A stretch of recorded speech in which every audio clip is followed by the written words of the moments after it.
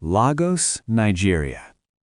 The night carried its usual rhythm: distant traffic, soft laughter, and the quiet hum of a city that never truly sleeps. Malik Okoye stepped into the restaurant, expecting nothing more than another ordinary evening. Just a simple dinner, another night to pass without meaning.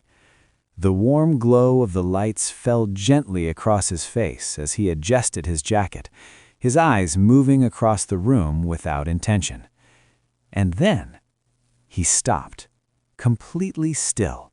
His breath tightened, caught somewhere between disbelief and something deeper.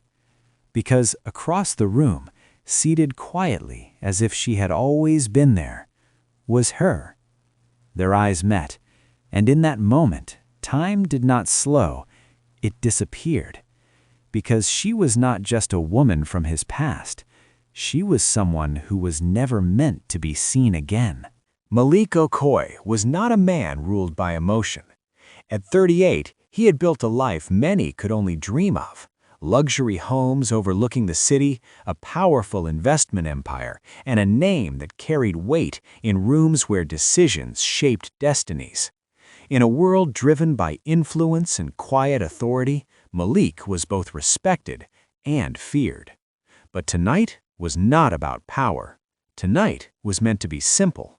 A quiet meal, no meetings, no negotiations, just a rare moment of stillness in a life that rarely allowed it. That was why he chose this place, a softly lit restaurant, hidden from the restless noise of Lagos, where people minded their business and no one stayed long enough to ask questions. Malik preferred it that way, because for all the control he held over his present, there was one part of his life he never allowed himself to revisit: the past. He did not speak of it, did not return to it, did not even let his mind linger there for too long. In his world, some doors were closed for a reason, and once closed, they were never meant to be opened again. At least, that was the truth he had learned to live with. Until tonight. At first, Malik thought his eyes were deceiving him, because the woman seated across the room looked exactly like her. The same posture, the same quiet grace, even the way she gently moved a strand of hair behind her ear. It was unmistakable.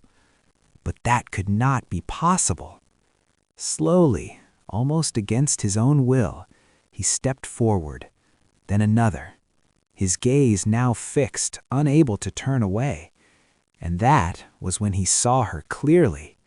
The same deep eyes, but heavier now, older, carrying stories that had never been told. She had not changed, and yet something about her felt different, as though time had passed over her, but had not fully claimed her. Then, suddenly, she looked up. Their eyes met, and in that moment, the world around them fell into silence. No voices, no music, no movement, only the sound of his own heartbeat, strong, heavy, impossible to ignore. She knew him. There was no confusion in her face, no shock, only a quiet, knowing calm. Malik felt his chest tighten, because he understood what he was seeing, and it made no sense, not after that night, not after what he had witnessed, because the truth was, she was not supposed to be alive. There was a time when Malik Okoye believed in something greater than control. Before the wealth, before the influence, before life taught him to measure every move and guard every emotion, there was her. Her name was Amara, and she was not just a part of his life, she was his life. They met years ago, long before Malik became the man Lagos spoke about, back when his dreams were still forming and his heart had not yet learned caution. Amara saw him in a way no one else ever did. Not the businessman, not the man of power, but the man beneath it all. With her, he did not have to calculate every step. He could simply exist, and for the first time in his life, that felt like peace. They built something real. Quiet mornings filled with laughter, long nights filled with honest conversations, dreams that were not about power, but about a life that felt whole. Malik trusted her, completely, and that was something he had never given anyone. But love has a way of softening even the strongest hearts, and Malik gave in to it. Until the night everything changed. It happened quickly, too quickly. One moment life was steady, and the next everything shattered. A call in the night, a location spoken in urgency, a voice trembling with fear. By the time Malik arrived, silence had already taken over. The car was destroyed beyond recognition. Twisted metal, broken glass scattered across the road, smoke rising slowly into the dark Lagos sky. And beneath the flashing lights and distant sirens, there was nothing left. No answers, no explanation. Only a silence that felt heavier than grief itself. They called it an accident, a tragedy no one could have prevented. But something in Malik refused to accept that truth. There were too many questions, too many things that did not add up.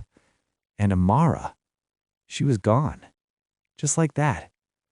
No final words, no goodbye. Only an emptiness that refused to leave him. That night did not only take her away. It took something from Malik as well. Something he would never recover. He stopped trusting people, stopped believing in chance, stopped allowing anyone close enough to matter. Because love had shown him its cost. And Malik was not a man who embraced risk without control. So he buried it. Everything. The memories, the pain, the unanswered questions. He locked that part of his life so deeply within himself that even he began to believe it no longer existed. He became stronger, colder, untouchable. The world saw his success, but no one saw the price he had paid for it. Because the truth was, he did not just lose Amara that night. He lost the part of himself that knew how to feel. And with time, he convinced himself that it was necessary, that it was the only way to survive. So he buried that chapter of his life. Or at least, he believed he had. The memory broke apart. And just like that, Malik was back in the restaurant. The sounds of Lagos slowly returned. The soft clinking of glasses, quiet conversations, the distant rhythm of life continuing as if nothing had changed. But none of it mattered, because she was still there, real, alive, watching him. Malik did not think anymore. He moved, step by step, his heartbeat heavy in his chest, his eyes fixed on hers, as if looking away would cause her to vanish once again. When he finally reached her table, he stopped. For a moment, neither of them spoke. Years of silence held between them in a single breath. Then Malik spoke. "How are you here?" His voice was calm, controlled, but beneath it, something was breaking. "You left!" The words escaped before he could hold them back. Amara's expression remained steady. No surprise, no fear. She looked at him the way she once did, calm, deep, as if this moment had been waiting for them all along. "I didn't leave, Malik," she said softly. A pause. "I had to." The words were quiet, but they carried the weight of years. Malik's jaw tightened. "That night," he began, his voice sharper now, "I saw the crash. I saw what was left. You were—" "I know what you saw," she cut in gently. Not defensive, not emotional, just certain. And somehow, that made it harder to accept. Malik searched her face, looking for answers, for something that would make sense of it all. But all he found was mystery. "I cannot explain everything," she continued, her voice steady, yet holding something deeper beneath it. "Not here, not like this." A brief silence passed. But there is something you must understand. Her eyes held his now, stronger, unshaken. It was not an accident. Silence followed. The air between them grew heavier. And just like that, the past Malik had buried so deeply began to breathe again. Malik stared at her, his mind restless, trying to piece together a truth that refused to settle. "It was not an accident?" he asked again, his voice quieter now. Amara took a slow breath. For the first time since he had seen her, something in her expression shifted, something fragile, something real. "It was planned," she said. The words settled between them like a quiet storm. Malik felt his chest tighten. "By who?" A pause followed. Her eyes moved slightly, just for a moment, as though even speaking of it carried danger. "People you were about to stand against back then," she said carefully. "Powerful people, the kind who do not give second chances." Malik's mind drifted back. Old deals, risky alliances, names he had chosen to forget, just as he had tried to forget her.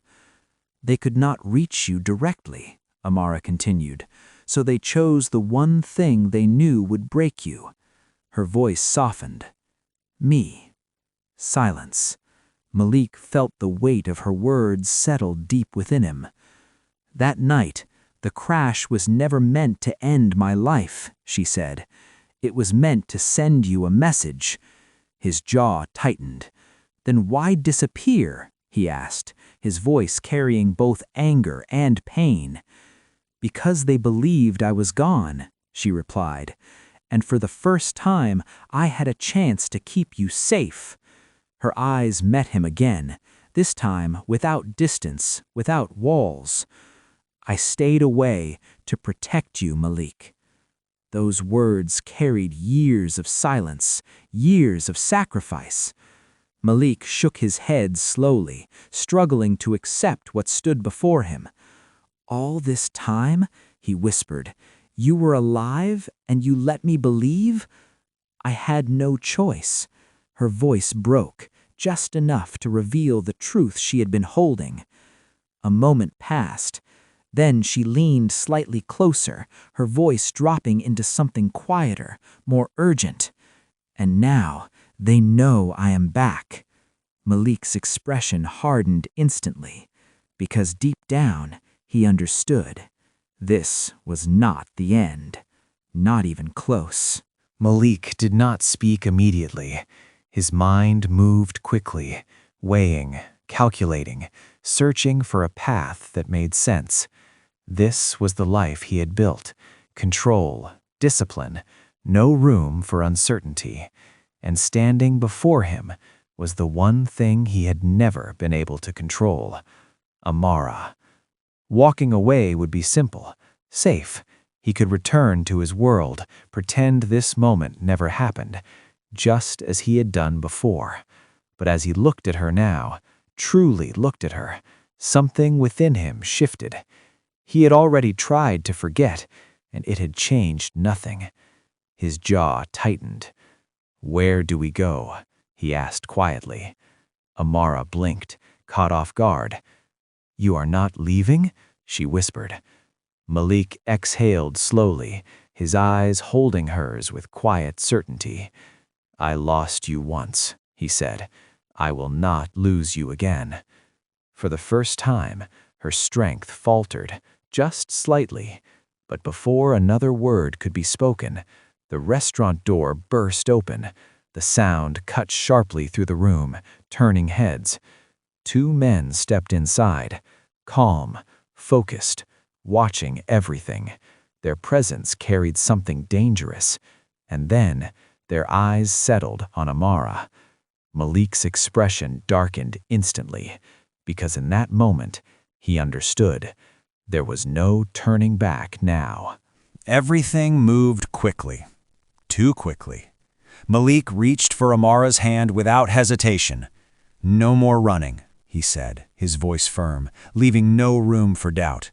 And this time, she did not pull away. Together they moved toward the back exit, slipping into the shadows before anyone could stop them. The sounds of the restaurant faded behind them, but the danger followed. Because in life, some stories do not end when people disappear. They wait, they grow, and when they return, they come back stronger than before. Some people do not walk back into your life by chance. They return because the story was never finished. Malik looked at her once more, his grip tightening just slightly. And this time, he was not going to let her go.